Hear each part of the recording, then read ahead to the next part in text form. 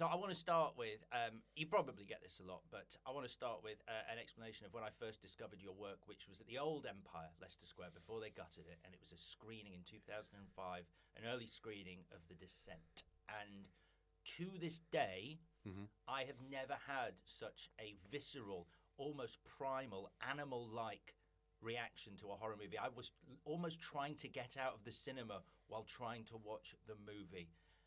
Have you heard that before? I've heard that a few times before. Yeah, I mean, we touched a nerve with that film. Yeah.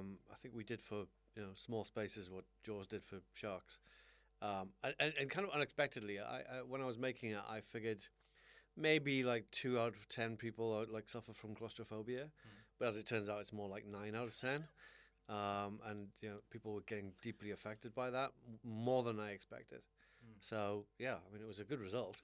I was happy about that. It was just this wonderful, nightmarish, holy trinity of like scares with monsters and the claustrophobia of potholing. The crawlers, I distinctly remember the first introduction of the crawler is where you kind of half see it. I think it's drinking from an underwater lagoon, and you kind of glance it, and it's seared into my mind. Yeah, and it appears like there's crawlers in various shots before that are just kind of like in there, sneakily kind of in there, and we kind of blended them in the background. And we did this thing where we kept the creatures hidden from the actors.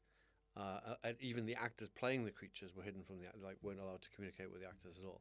So and the designs, the actors didn't see anything. They had no idea what they were getting into with the crawlers at all. So and then we managed to that scene in the dark with the infrared when they turn around and see it for the first time. That was the first time they actually encountered the creatures. And the first take was a complete disaster because they literally just ran screaming from the set. So we couldn't use it. It's like that gut reaction that you're after was very authentic, but they snapped out of character and ran away. And I don't know which take we ended up using. Actually, no, we used the last take because I did a number of takes where the creature was like, the crawler was like reaching toward the actor, like his hand was like reaching out. And it just looked wrong. It looked hokey. It looked something wrong about it. And I said, just because it was this actor, Craig Conway, was playing the crawler. I said, Craig, don't do anything. Just stand there with your head tilted like you're listening to them in the darkness, like some kind of weird pervert. You're just kind of lurking, listening to their conversation. Do that, and we did it, and it was like, oh, that's weird. That's weird. I know the scene. It is just that standing has that there. effect. He's just kind of like standing there, like, Oh. Yeah. I mean, when surreal. When you look back on that movie and its legacy and the fact that it is never out of the scariest movies ever made list, what do you think about what's your lasting memory of having created that film?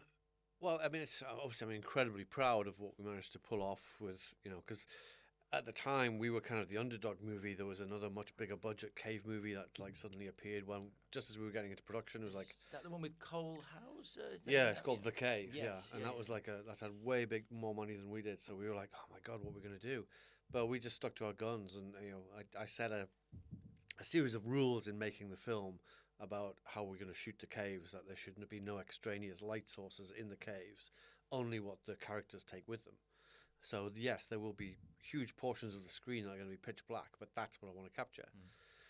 So we did that kind of stuff, and that absolutely worked in our favor with the claustrophobia.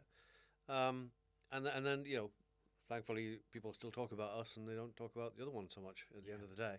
But it's kind of a blessing and a curse. It's like I'm so proud of it, and yet everything I do now is compared to it. Right. So you've got to somehow I've got to come up with something better than that somehow, if that's even possible, or at least as good at.